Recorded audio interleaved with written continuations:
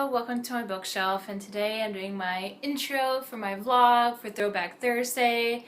As you can tell by the title of this video, I chose to do And Then There Were None by Agatha Christie. I read this in middle school, so it's been a long time, so admittedly there's not a whole lot that I remember. But I do think I remember like the ending, which I want to try to like tell you guys before I actually read it to see if I'm right or not, or you guys can just laugh at how way off I am. So either way, you know, like the nature of this video, I'm going to have to spoil things anyway, so here it is like right now, like I'm about to potentially spoil the book or maybe just have a good laugh. I don't really know, but either way, spoiler alert. So just to back up 1 second, I should probably give a brief synopsis. So I'm assuming that if you're watching this part, like you've already read the book or you don't care about spoilers because that's about to happen. 10 people get invited to this island and they start dying off one by one.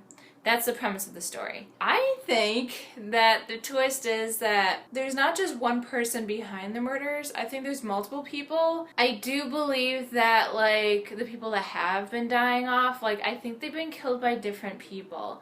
And I don't really think that they're in on it. Like I think they're just people that like this is their opportunity to like take care of someone, if you will, and they're kind of using it. But I don't think that like the killers are working together. But this is just, again, my vague memory, so I could be wrong about all of this. I could be thinking of a different book. I don't really know, but that's just what I think I remember from this book. So we'll find out. Yeah, so that's kind of my opening thoughts. I remember really enjoying it in middle school, but again, that was a long time ago, and this is probably one of the first murder mysteries I've ever read, so probably pretty easy to amaze a middle schooler. Alright, so that is it for now, and I will keep you updated. Hey, just wanted to give a quick update. I am now 30 pages in, and everything's just kind of being set up at this point. And we're being introduced to all these different characters, which is probably the biggest problem that this book is going to have, is just that there's so many characters to keep track of. I'm noticing, you know, now that they're actually interacting with each other, it's getting kind of confusing to remember who's who. So I have gone to the liberty of like writing everyone's name down and like the little we know about them. So yeah, and so far we just introduced to the island itself, which is called Soldier Island, which I wonder if that's what it was originally called, like in the original publication, because we just read the poem that like inspired the title of this book, which the book was originally called, which I'm sure everyone knows, 10 Little Indians. And so yeah, the poem, you know, it went like 10 little Indians, and like each one dies off in a different way. And then at the end it says, and then there were none, which is the new title. But the only reason why I say that is because now it's been changed to 10 Little Soldier Boys, and which sounds funny, but and then after like the poem is read, the character who's reading the poem is like, oh, that's why the name of the island is Soldier Island. Like, that makes sense. So I'm assuming then that in the original publication it would have been Indian Island or something like that, which is really interesting. But yeah, so that's really all I have so far. I mean, a lot of like mystery and intrigue has been like established, but there hasn't been any payoff yet. But I'm only 30 pages in, so. Hey, I'm on page 64 now, and someone has died, rather suddenly too. Basically he takes a drink and he instantly just like chokes and dies. I don't think he actually choked, I think he was poisoned, but either way, that's kind of how everyone interpreted it, at least initially. And now they're like, well, it must have been suicide because, you know, the drink he had, it didn't have it in it. It must have been in the glass, and he got the glass himself, so it must have been suicide. So yeah, and everyone's pretty frightened at this point. They were starting to like talk and get to know each other, and then this voice, it turned out to be like a gramophone. It was like a recording, basically. It goes through like these accusations. So it goes through each person on this exact date and like the person that they supposedly killed or had a part in killing. Which I don't remember that they were all like potential, not murderers, but at the very least like they've done something heinous, you know what I mean? And they're kind of being judged for it because that's kind of the vibe that's coming out now. And honestly, it kind of reminds me a lot of the movie Clue, which I don't know if you guys have ever seen, but it's one of my favorites. It's kind of cheesy, but it's so... I have a lot of nostalgia for it, honestly, but I really love it. So I'll be curious to see if that vibe continues on through it. It's a really fun movie. You should definitely watch it. But not sure what's gonna happen next. And I'm pretty sure, and this is something I vaguely remember, is I think that all the deaths that happen now are going to be linked back to that poem with the 10 little soldier boys, which still makes me laugh every time. It'll be interesting. I'm also really curious to find out who Mr. Owen is, the one that's orchestrating all this, and presumably like the voice that kind of brought them all there. Admittedly, Owen's probably not the real name. They just found out like the initials were like UN Owen, and they're like, if you kind of say it a certain way and you look at it, it kind of looks like unknown, which is like really funny to me. And kind of clever. Yeah, again, I don't remember at all who Owen is, so it'll be really interesting to see if we get to find out and like how this person knows so much about everyone and how they don't know who it is. Hey, just another update. I'm about 100 pages in now, and I just wanted to kind of make note of something that should be pretty obvious. The title of the book was changed because just some old-time ideas were in it, and there's still a little bit of that within the story as well. This idea about like the fragile woman, that's thrown in here quite a bit. One of the characters, who's a woman, faints. And there's kind of this like underlying like, oh, of course, like weak women like that, they would do that. It's just like this whole other time period. And that's something that I never understood either. Like in real life, I've only ever heard of people fainting in related to like not having enough blood. Like it's kind of a medical related thing, not like, oh, something was so shocking, I fainted. Like, do people actually faint because of shocking things like in real life? Because I've never heard of that. So there's kind of this idea of like we need to protect the women and they're fragile and things like that. And I think also it goes back to like the men in the story, like it makes sense for them to think that way. Because of the kind of people that they are. And there's also this discussion, one of the people is accused of abandoning like 20, they call them natives, which isn't great either. And the person who's accused is just like, because everyone's going around, they're like explaining how, well, I knew this person, but it wasn't my fault, that kind of a thing. And when it gets to this guy, he was like, I fully admit it, like, I totally left them, like, my life over theirs. And he also says, like, oh, it wasn't that big of a deal, like, natives, they don't care that much about dying, not like us Europeans. And I'm like, what? I was just like, you are insane. Like, who thinks that way? Like, they're people, of course they don't want to die. Like, the arrogance and the like stupidity of this person just boggles the mind. It still just shocks me that like in any time period that would be okay or acceptable. And ooh, there was another one. Oh, he's also a very obnoxious person in this story. He fully admits to running down some people with his car. I mean, on accident, supposedly.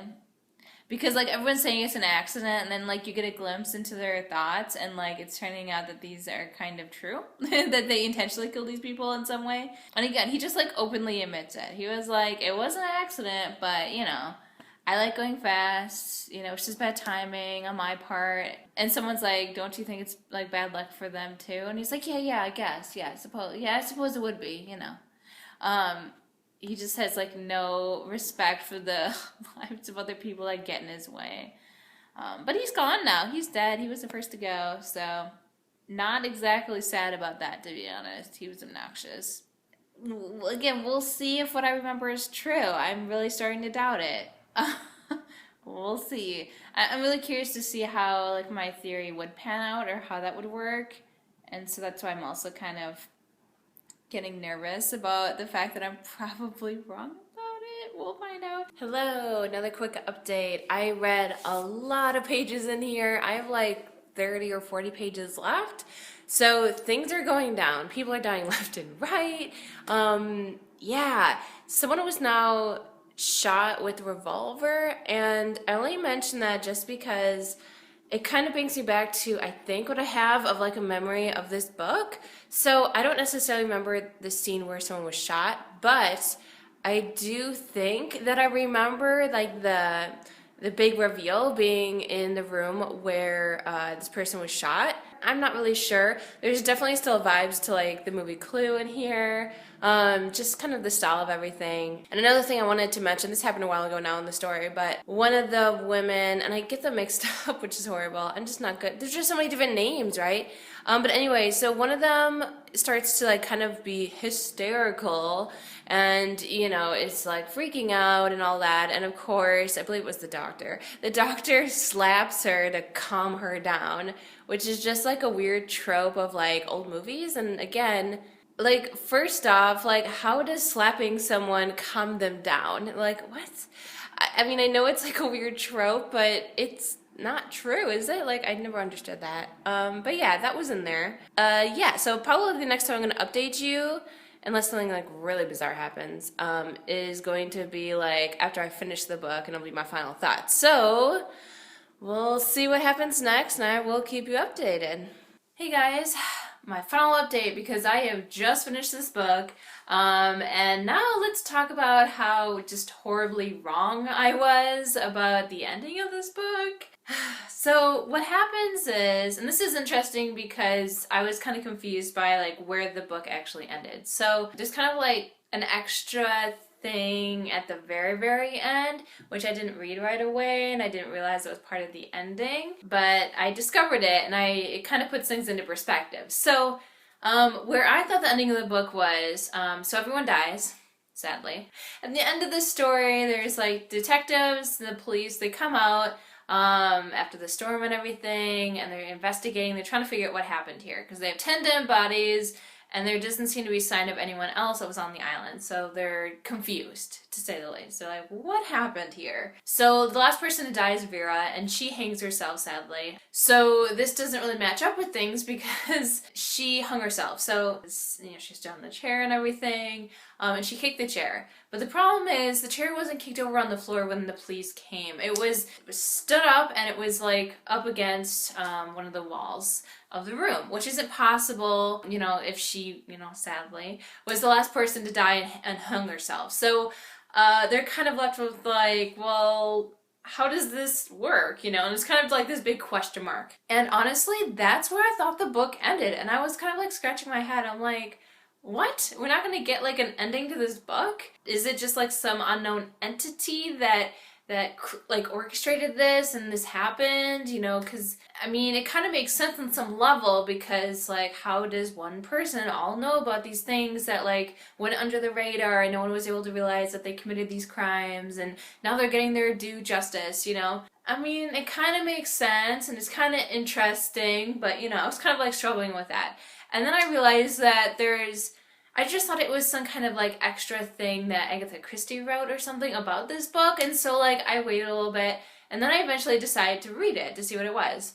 And then I realized that no, this goes with the story. So it's a letter that was sent by Justice Wargrave, which, if you don't remember, he was one of the people on the island. And it says, you know, pretty early on that like this is kind of a message in a bottle situation, because, you know, he's dead. So he wrote this all up, and then he sent it in a bottle out into the ocean, and, you know, someone discovers it later, presumably. But yeah, so we get to see what he wrote. Obviously, this is before he dies, because, you know, he can't be writing it and be dead. But actually, most of everything that's happened in the book has already happened in this letter. And, you know, surprise, he's the one that did it. He orchestrated everything, and he talks about kind of his motive behind it, you know, being a judge, you know. He basically says that he like started to have this desire to kill, which was like, okay. Because like obviously what he does, like he does have a lot of power and authority, but it's not directly to kill anyone. It's, you know, it's just, you know, justice, right? And for some reason now he has this like urge to like kill, but not just any kind of killing, but, you know, he doesn't want to kill innocent people. he's kind of like Dexter, if you ever seen that show. He doesn't want to hurt innocent people. So he kind of comes up with this idea, this grand scheme to get people that like the law isn't able to punish them, which again, like Dexter. Yeah, so he orchestrates this whole idea, and the nursery rhyme is something that he heard as a child. Do you know how he actually made all these things happen, all the murders on this island? That's kind of what happened. He explains everything, all the little details, which is interesting. But again, it's in one sense, I'm glad that we got like the nitty gritty details of like how he accomplished all this. But on the second hand, it feels like a cheap ending. Like I kind of liked having that little bit of time where I thought that this was maybe where there was still like a question mark, where you're like, is this some kind of entity, that like is forcing this to happen, or did it kind of go under the radar that one of these people somehow killed them all? Like, it's kind of a big question mark. I don't know. That's just how I feel right now. I will also say, like, obviously I was really wrong with how I thought this book was going to end, as you can tell. And I was trying to figure out, like, why that was. And I think I'm getting this idea mixed up with the movie Clue, which I also originally saw around the same time period in my life. And I mentioned this earlier, like, it kind of does remind me of Clue, this book. So I'm assuming that's why my brain kind of melded those two ideas together, because if you've ever seen Clue, there's actually multiple endings. And I guess you can kind of pick what you want. One of them is that, like I said, multiple people killed, multiple different people. So I'm assuming that's where I got that idea. I really don't know why I would have thought that otherwise. I'm not really sure. Moving right along, just like my general thoughts about this book, I would say I would give it like a 3-star. And here's the reason why. I like this book, but I just felt like it fell short for me. Like, I think the premise is really interesting, but I don't think it was executed as well as it could have. Like, I felt like there's so many different characters, right? There's 10 different characters. And honestly, like, this book isn't that big, okay? And so naturally, we don't really get to know these characters very well. And this is a problem for multiple different reasons. Like, the fact that we don't get to know them very well.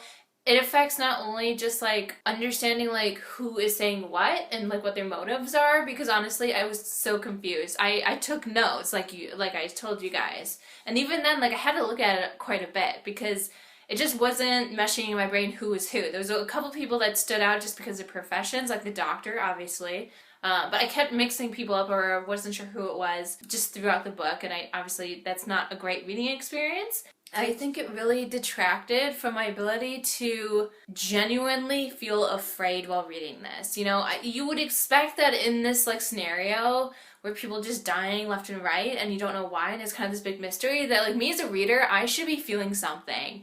And I wasn't. Like, I was curious to see like, okay, how is this being done? But I didn't have an emotional connection to any of these characters. I honestly didn't care when they died. Another thing that I don't really like about this is the fact that I'm not really sure that you could have figured this mystery out. Kind of problematic. It's just a little convenient that everything worked out so well for this one character to kill everyone off. And there wasn't really any issues at all. Like, it went exactly as planned. Which is like, I don't know if I can really believe that. It's a little too unbelievable. And also, like, you might say, like, well, what happened at the end with him? Well, yeah, he apparently kills himself. He somehow rigs up the revolver to shoot himself. And again, I was kind of confused by how he rigged it up and how it wouldn't be really obvious that he had done that, but whatever. That was, and then there were none. They literally all did die.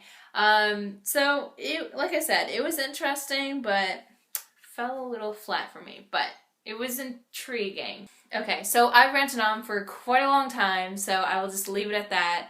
I just want to thank you guys, as always, for watching my video, and until next time.